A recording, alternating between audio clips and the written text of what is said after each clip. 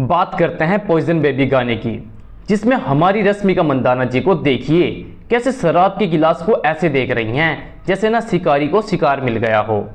फिर वो अल्कोहल को एक सांस में पी जाती हैं। कसम से वो एक सेकंड के लिए जो कड़वा सा एक्सप्रेशन उनके चेहरे पर आता है ना, उसे देखकर लगता है कि जैसे उन्होंने दारू नहीं बल्कि करेले का जूस पी लिया हो। लेकिन भाई असली मजा तो उसके बाद शुरू होता है।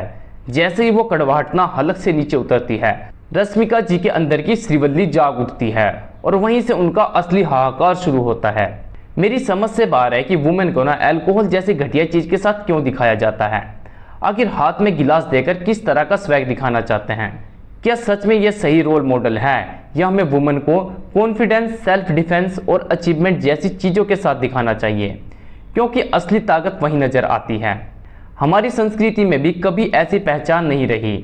इसलिए सवाल उठता है कि आखिर ये ट्रेंड हमें किस दिशा में ले जाने की कोशिश कर रहे हैं। अब जरा मलाइका अरोड़ा जी की उस लाइन पर गौर फरमाइए जिसे सुनकर ना अच्छों का माथा घूम जाएगा। पीना छोड़ने से बेहतर है जीना छोड़ दें। अरे भाई साहब, ये लिरिक्स है या नशे को जरूरत से ज़्यादा ग्लोरीफाई करने की कोशिश? मलाइका जी, आप क्या दिखा रही हैं कि अगर हाथ में दारू का गिलास ना हो तो ये ज़िंदगी जीने लायक ही नहीं है। यहाँ दुनिया बीमारियों से लड़ने के लिए क्या कुछ नहीं कर रही और आप करोड़ों की ऑडियंस के सामने बैठकर इस तरह का मैसेज दे रही हैं। यह देखकर लगता है ना कि क्रिएटिविटी अब एक अलग ही लेवल पर जा रही है। अब बात करते हैं इस गाने के सबसे जहरीले लॉजिक की, जहाँ इन्होंने शराब को ना सोमरस का नाम दिया है। लिरिक्स है, मारते ही चुस्की प्याले से सोमरस की। अरे भाई, ये सिर्फ लिरिक्स नहीं बल्कि हमारी संस्कृति का सरेआम अपमान है।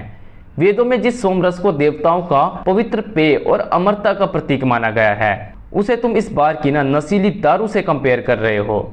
सोमरस औषधीय गुणों से भरपूर होता था, जिसे पीने के बाद देवता ऊर्जावान महसूस करते थे। और यहाँ तुम जिसे सोमरस बोल रहे हो ना, उसे पीने के बाद इंसान पूरी तरह अलग ही हालत में पहुंच जाता है। बराबरी और कूल दिखाने के चक्कर में कुछ भी मत परोसिए। ये तो वही बात हो गई कि फिल्टर लगा देने से रियलिटी नहीं बदलती। ये सब दिखाकर आप अपनी समझ पर ही सवाल खड़े कर रहे हो। कम से कम दारू को देवताओं का प्रसाद बनाकर अपनी क्रिएटिविटी को जस्टिफाई करने की कोशिश तो बंद करो। आप क्या सोचते हैं इस बारे में मुझे कमेंट में जरूर बताएं।